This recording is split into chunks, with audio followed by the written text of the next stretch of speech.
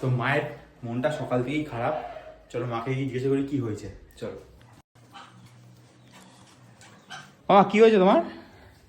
আমার ফোনটা খারাপ হয়ে গেছে, একটু সারিয়ে দে না, সারিয়ে নিয়ে আয় না। আমি কাউকে ফোন করতে পারছি না, ওয়াইফাইটা রিচার্জটা করে আমি ফোন টিভিও দেখতে পাচ্ছি না।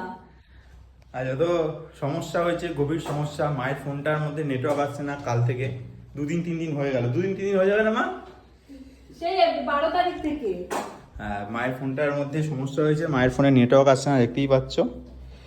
তো যাবো মায়ের ফোনটা নিয়ে এখন দোকানে। আর ওয়াইফাই রিচার্জ আজকে করে দিয়ে যাবে, এই যে আজকে ওয়াইফাই ঠিক করে দিয়ে যাবে, রিচার্জ করে দিয়ে কি যাবে। যেন হয়, আমি তাহলে সারাদিন বসে বসে কি করব? যখন ভাবি সব প্রবলেম শেষ, শুধু টাকা পয়সা বাঁচাবো, তারপর থেকেই শুরু হয় আবার সমস্যা।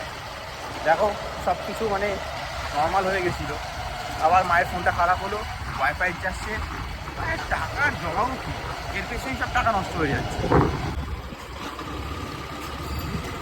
ফোনটা খোলা আছে না? খোলা আছে, ভগবান জানে। তো যাই হোক, দাদাকে প্রবলেমটা বলি, তারপরে দেখি দাদা কি এস্টিমেট দেয়। দাদা ফোনটার মধ্যে সমস্যা কি হয়েছে? নেটওয়ার্ক আইসি খারাপ আছে, মাঝে মাঝে এমার্জেন্সি করলাম নো সার্ভিস দেখাচ্ছে। হ্যাঁ হ্যাঁ হ্যাঁ, একদম একদম। Network service problem. তো মোটামুটি কিরকম কি খরচা হবে আজকে? 500 থেকে 700 টাকা মতন ধরে রাখতে হবে। আজকে কি পেয়ে যাবো? আজকে পেয়ে যাবেন। ঠিক আছে। তার নাম্বারটাও আমি শেয়ার করেছি, কারোর যদি কোনো দরকার থাকে ফোন রিলেটেড, তাহলে তার কাছে এসে কন্ট্যাক্ট করতে পারো। নাম্বারটা দেখিয়ে দিচ্ছি, এই নাম্বারটা আছে, নাম্বারটা দেখে একটু যোগাযোগ করে আর চলে আসতে পারো। 9টা থেকে 9:30টার মধ্যে এসে এক দোকান থেকে ফোনটা নিয়ে যেতে 500 থেকে 700 টাকার মধ্যে খরচা হবে। আমি তাও বললাম একটু কম সম করে নিয়েও, বুঝতেই পারছো